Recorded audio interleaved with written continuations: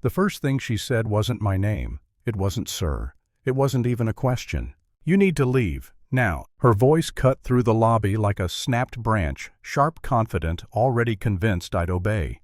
I was sitting near the window, hands resting on my knees, watching the morning light slide across the marble floor. For a second I honestly thought she wasn't talking to me. That kind of certainty, that kind of tone. You don't usually point it at a stranger unless you're already sure they don't belong. I looked up. She was staring straight at me. Tall, blonde, perfect posture. One of those people who wears authority the way some folks wear perfume, heavy enough that everyone around them smells it. Her badge said Operations Manager, but she didn't need it. The crossed arms, the tight smile, the way her eyes flicked over me and stopped, those said plenty. "Is there a problem?" I asked, calm, almost curious. "Yes," she said immediately. "You." Around us the lobby kept breathing. Shoes clicked. Someone laughed near the coffee bar. A security guard pretended very hard to read his tablet. I felt the familiar sensation settle in that quiet shift when a room decides you're about to be entertainment. She stepped closer. "This area is for employees and invited guests only. You don't have a badge. You don't have an escort, so I'll say it again, you need to leave." I've learned something over the years. When people decide who you are before you speak, your words don't matter nearly as much as your posture. So I didn't rush. I didn't apologize. I didn't explain. I just smiled a little and said, "I'm here for a meeting." That's when her eyes changed. Not anger yet. Not outright hostility. Something colder assessment. The way people look at a car they've already decided they won't buy.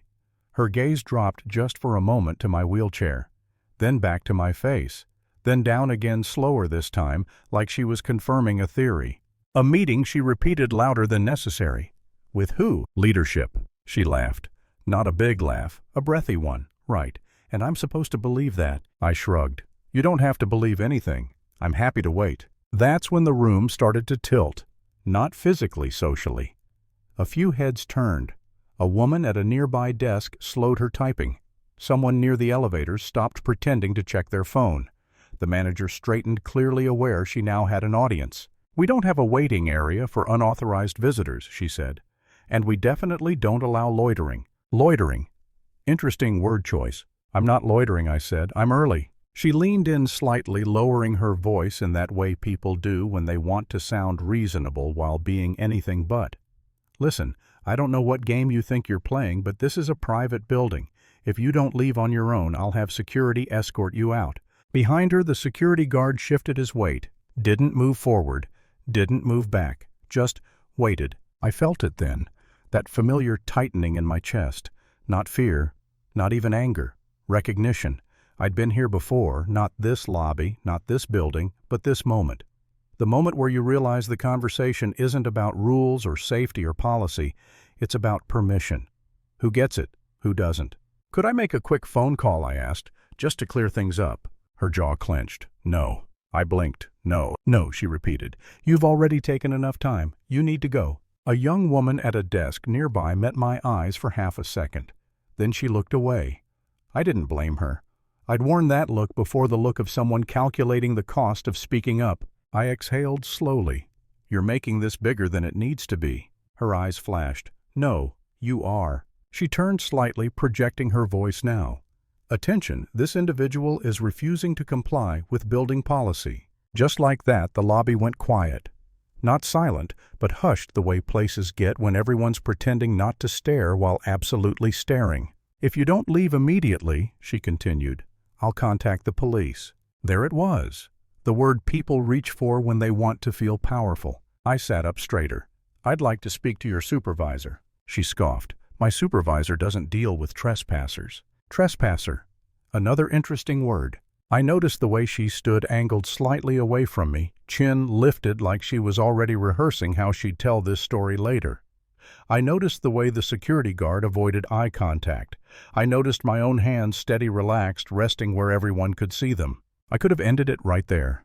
One sentence, one name, one card. But something stopped me. Because moments like this aren't just about the person in front of you. They're about the system standing quietly behind them, nodding along. I wanted to see how far it went. I wanted to know who this place protected by default. She took a step closer and put her hand on the handle of my wheelchair. That's when I felt the heat. "Don't touch me," I said. Not loud, not angry, firm. She recoiled immediately, hands up. "See, he's getting aggressive." A ripple went through the room. Someone gasped softly.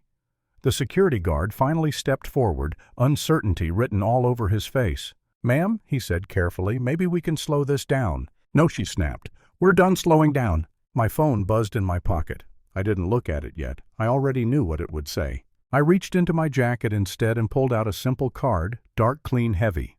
I held it out not to her but to the guard. He took it, frowned, then froze. The color drained from his face. "Ma'am," he said quietly, "you might want to see this." She snatched the card, barely glanced at it, then read it again.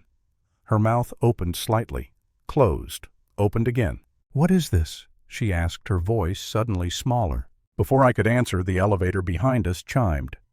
The doors slid open, and a man in a tailored gray suit stepped out, followed by two others who looked very, very uncomfortable. "Is there a problem here?" the man asked. The manager spun around. "Yes, this man is." The man raised a hand. "I know who he is." Silence hit the lobby like a dropped glass. "He's the majority owner of this building," the man continued, "and my boss." Every sound vanished. No typing, no footsteps, no breathing loud enough to notice. The manager turned back to me.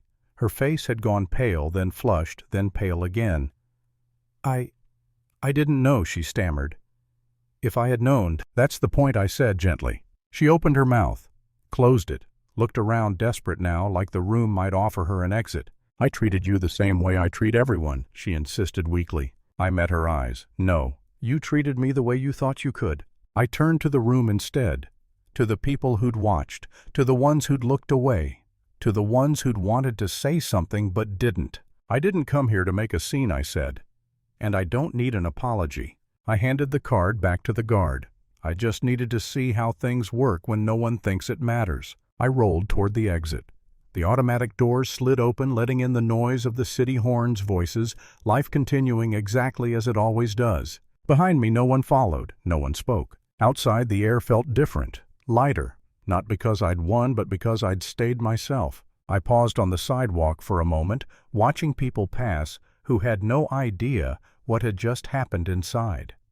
And I thought about how many times I'd been underestimated before anyone bothered to ask who I was. Then I smiled to myself and moved on. So let me ask you, when someone treats you like you don't belong, do you think they're showing you who you are, or who they've been all along?